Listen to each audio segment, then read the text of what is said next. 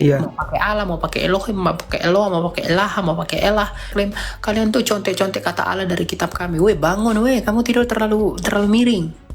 Kalau kamu bilang Stephen Tong, saya nggak suka kalau beliau itu apa ya, saya bisa katanya mengeneralisasi gereja-gereja karismatik gitu ya. Kak, ini saya mau tanya Aku diterima deh. tentang Ya silakan. tentang Basaro sama tentang persepuluhan. Yang pertama Basaro. Saya kan juga mengikutin Stephen Tong, pendeta Stephen Tong. Apakah benar itu Basaro itu harus ada yang mengartikan? Ya, Dan harus. gereja kemarin saya lihat Stephen Tong berkata kalau gereja karismatik kebanyakan menyesatkan atau gimana ya, saya lupa, karena fokusnya tuh terhadap materi. Terus yang kedua ini tentang persepuluhan, Kak. Saya mau tanya, ini pendapatku atau pandanganku sendiri tentang persepuluhan itu, kita mengasihi saudara kita dulu, kayak kita kasih membantu orang terdekat kita dulu, kan sama saja kayak kita itu membantu anak Tuhan. Jadi yang kekurangan di sekitar kita itu seperti kita itu, hidup kita itu sudah mengasihi persepuluhan seperti itu kalau pandangan saya. Jadi persepuluhan itu ndak mesti harus persepuluhan di gereja. Kalau pandang saya, persepuluhan itu kita membantu orang yang memang membutuhkan. Contohnya kalau saya kasih persepuluhan, tapi saudaraku saja kekurangan, seperti itu. Apa pandanganku salah atau gimana? Saya mau bertanya, Kak. Ya, saya jawab dulu dari yang pertama tentang Basaro ya. Kalau kamu bilang Stephen Tong, saya sebenarnya sepakat dengan Stephen Tong, tapi saya nggak suka kalau beliau itu apa ya, saya bisa katanya mengeneralisasi gereja-gereja karismatik gitu ya. Meskipun saya bukan karismatik, jadi saya orang Protestan tradisional, tapi kan tidaklah, menurut saya, bagi saya tidak sopan, tidak etis kalau ya terlalu begitulah ya, bagi saya ya, ini preferensi pribadi saya. Mungkin oknum gitu ya, lebih tepatnya oknum, dikatakan oknum karismatik gitu. Saya nggak menyebut beliau oknum karena ya saya nggak tahu juga lah ya. Oh, karismatiknya oknum, kamu kalau kamu katakan begitu bisa jadi. Tapi kalau Stephen Tongnya itu bukan oknum, dia tuh memang. Oh iya, saya mengikuti Stephen Tong memang. Ya. Nah, mengenai bahasa roh itu apakah harus ada yang tafsirkan atau enggak? Harus ada. Itu betul. 1 Korintus 14 ayat 13. Karena kan bahasa roh itu adalah karunia roh yang ditujukan untuk membangun jemaat. Roh Kudus itu kan datang untuk menginjili kita, dan Roh Kudus itu menginjili dalam rupa-rupa karunia roh. Ada yang bernubuat untuk menginjili, ada berbahasa roh untuk menginjili, ada mengajar untuk menginjili. Jadi tujuannya penginjilan. Nah, kalau penginjilan itu dengan karunia rupa-rupa bahasa roh, dan bahasa roh itu tidak dimengerti, untuk apakah bahasa roh itu? Nah, misalnya 1 Korintus 14 ayat 13 ya. Coba kita lihat di sini dikatakan mana ya?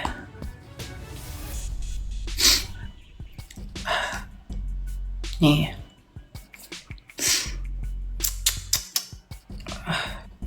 Karena itu siapa yang berkata-kata dengan bahasa roh, ia harus berdoa supaya kepadanya diberikan juga karunia untuk menafsirkannya. Jadi kalau digunakan dalam pertemuan jemaat, harus ada yang menafsirkannya agar jemaat itu dibangun atas bahasa roh yang dia ucapkan itu. Gitu loh.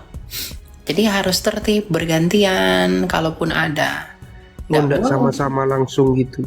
Nggak boleh. Itu aturan kitab suci, kamu nggak boleh denial. Oh itu kan pengalaman pribadi apa segala macam. Ya pengalaman pribadimu nggak boleh melanggar ketentuan kitab suci. Ya pengalaman pribadimu itu tidak bisa lebih tinggi daripada kitab suci. Kan 2 Timotius 3 ayat 16, kitab suci itu bermanfaat untuk mengajar, menyatakan kesalahan, mendidik kita di dalam kebenaran. Gitu ya. Nah mengenai yang kedua, mengenai persepuluhan, misalnya kalau kamu katakan saya lebih baik ngasih ke orang-orang yang membutuhkan di sekitar saya, nggak apa-apa. Kan dalam Matius 23 ayat 23, belas kasihan itu harus lebih dijunjung tinggi daripada hal-hal seremonial yang kamu lakukan. Untuk apa kamu ke gereja tapi kamu melupakan saudaramu yang membutuhkan? Untuk apa kamu ke gereja tapi kamu tidak peduli kepada saudaramu di sampingmu yang membutuhkan kamu? Ketika kamu memberi kepada Allah, kamu sedang memberi. Ketika kamu memberi kepada orang yang membutuhkan, kamu sedang memberi kepada Allah. Kamu beri persepuluhan kepada gereja, silahkan. Tapi kalau kamu berikan kepada orang lain yang tidak punya pakaian, yang tidak punya makanan, persepuluhan itu, kamu juga sedang memberikannya kepada Allah.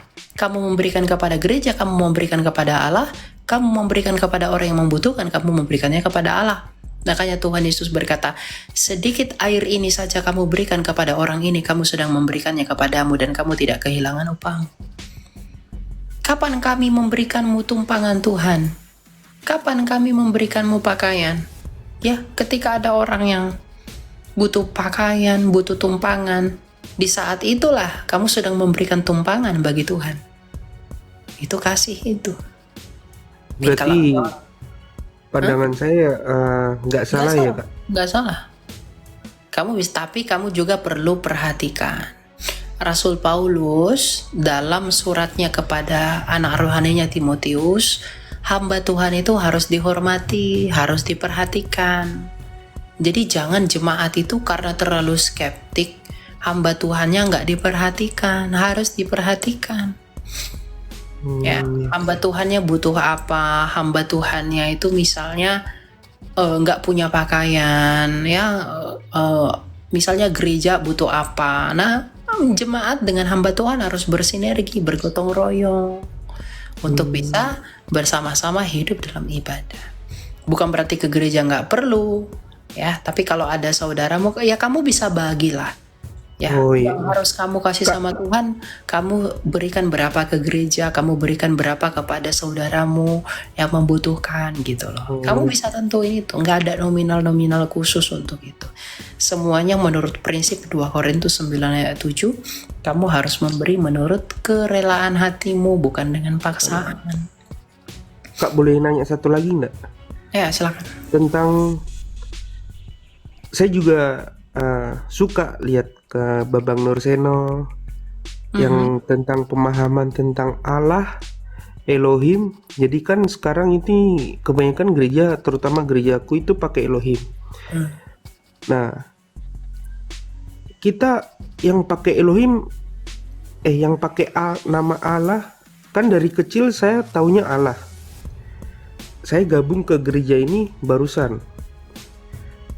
Terus saya waktu doa atau bicara Allah. Nah, ada satu evangelis, dia bilang Allah itu Allah orang lain. Jadi diganti Elohim. Sebutan Allah itu adalah Tuhan orang lain. Apa benar, Kak? Atau gimana? Kalau saya lihat di Bambang Nurseno, dia menjelaskan kayak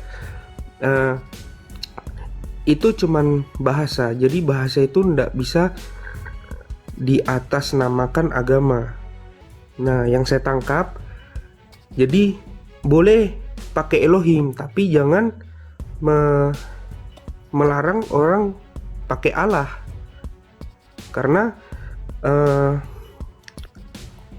Kristen itu dari awal dia Allah nama, baru lahirlah Islam, katanya gitu ya kak? Ya, jadi mengenai kata Allah itu memang nama sesembahan orang-orang tertentu. Ya, tapi kan kita nggak menganggap itu sebagai nama. Iya. Misalnya ada nama pemain bola namanya Jesus, namanya Yesus. Jadi ketika kamu berdoa sebut nama Yesus, apakah kamu berdoa kepada pemain bola itu? Enggak, tentu tidak. Ya udah nggak masalah sebenarnya. Jadi mau kamu pakai nama Allah kayak Elohim kayak apa kayak nggak masalah. Karena misalnya kamu cek nanti namanya inskripsi jabat di abad ke-5 prasasti orang Kristen. Itu menyebut nama Allah itu sebelum lahirnya Islam malah. Jadi kalau dikatakan Allah itu identik dengan Islam, Islam belum lahir, kita orang Kristen udah pakai nama Allah. Iya. Wih, jangan bilang itu nama Tuhannya yang lain. Wah kamu belum ada, kami udah pakai itu kok. Lalu ketika kami pakai, kamu tuduh kami contek kitab sucimu. Logikamu di mana? Itu nggak omongan doang, itu ada prasastinya. Ya, saya lihat penjelasannya kemarin ada prasastinya. Iya, inskripsi di Arab namanya inskripsi Zabat namanya. Jadi kalau mereka klaim kalian tuh contek-contek kata Allah dari kitab kami, weh bangun weh, kamu tidur terlalu miring. Mana kami contek untuk apa kami contek kamu? Kamu aja belum lahir 200 tahun setelah prasasti itu ada baru kamu ada. Gitu ya. Jadi Iya. mau pakai Allah, mau pakai Elohim, mau pakai Eloah, mau pakai Elah, mau pakai Elah, bahasa Itu apa? hanyalah sebuah nama gitu ya kak ya? Iya, gitu. Oh iya. Jadi nggak Makasih. kamu bakal kebingungan, gitu loh. Oke. Ya gitu ya. Benar bang, oke saya ikutin bang. Kata abang mau tahu sekarang bapaknya Paulus siapa bang? Orang tuanya Paulus siapa bang? Yang nggak dicatat dalam Alkitab, tapi dalam sejarah ditulis Giskala. Dari Giskala. Giskala. Oh, berarti belum jelas ya bang ya? Ya dalam Alkitab kan nggak dicatat. Karena Alkitab itu kan tidak mencatat silsilah Paulus. Untuk apa? Nggak ada tujuannya. Kan itu Rasulullah bang. Bener gak? Tapi Paulus itu adalah tokoh sejarah yang dicatat. Dia orang Benyamin. Dia adalah seorang Farisi. Dia muridnya Rabban Gamaliel. Bahkan Rasul Petrus dan Rasul Lukas dan Rasul Yakobus itu mengonfirmasi bertemu dengan Paulus. Begitu. Sama-sama pergi ke Roma. Jadi bukan tokoh dongeng. Oke. Udah begitu aja bang ya. Ya, itu ya. Siap bro. Iya. Siap pamit. Jadi saya harap kamu ngerti. Biar paradigma yang tertanam itu tuh dirusak gitu loh, ya. Nggak boleh dipertahankan yang nggak bener.